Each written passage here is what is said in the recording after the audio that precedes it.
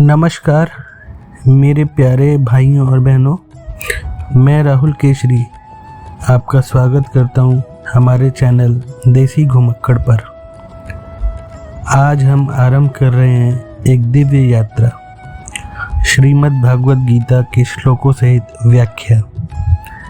हर कड़ी में हम 3 से 5 श्लोकों को लेंगे और समझेंगे उनके गहरे आध्यात्मिक और व्यवहारिक अर्थ। आज हम अध्याय 1 अर्जुन विषाद योग से शुरुआत कर रहे हैं।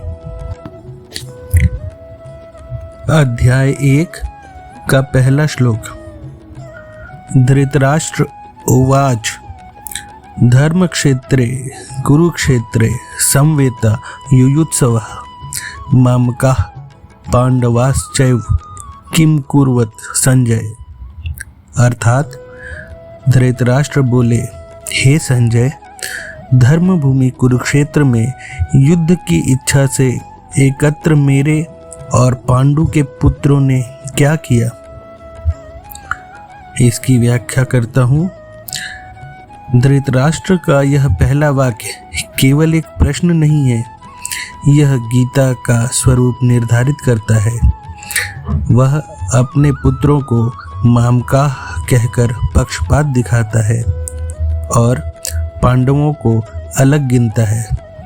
धर्म क्षेत्रे कुरुक्षेत्रे ये शब्द केवल स्थान नहीं है बल्कि मनोभूमि है। कुरुक्षेत्र शरीर का क्षेत्र है और धर्म क्षेत्र आत्मा का। यह युद्ध केवल भाइयों का नहीं, धर्म और अधर्म, कर्तव्य और मोह का है। दूसरा श्लोक।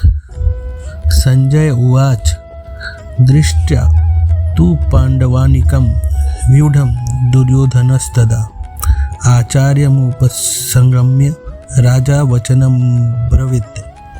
अर्थात संजय बोले, पांडवों की सेना को युद्ध के लिए व्यवस्थित देखकर राजा दुर्योधन ने द्रोणाचार्य के पास जाकर यह वचन कहा।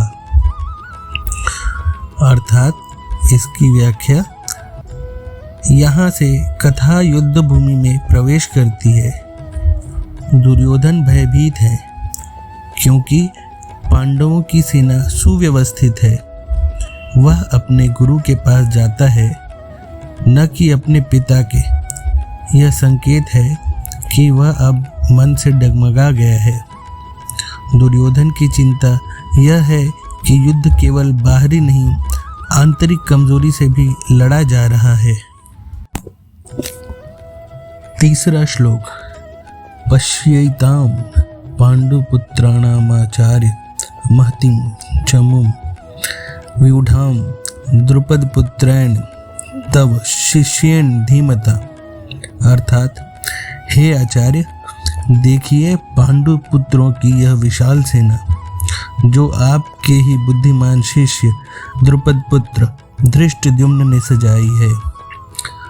और इसकी व्याख्या है, दुर्योधन अब गुरु द्रोण को ताना देता है, आपका ही शिष्य आज आपके विरुद्ध खड़ा है। यह संकेत है कि अधर्म का मार्ग अपनाने वाले को हमेशा विश्वासघात का भय रहता है। यह श्लोक दर्शाता है कि शक्ति के सामने मन कितना अस्थिर हो सकता है और वही संघर्ष का प्रारंभ है।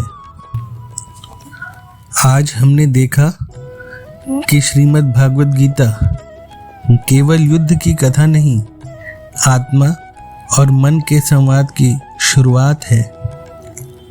अगले भाग में हम देखेंगे कि दुर्योधन गुरु द्रोण को और क्या कहता है।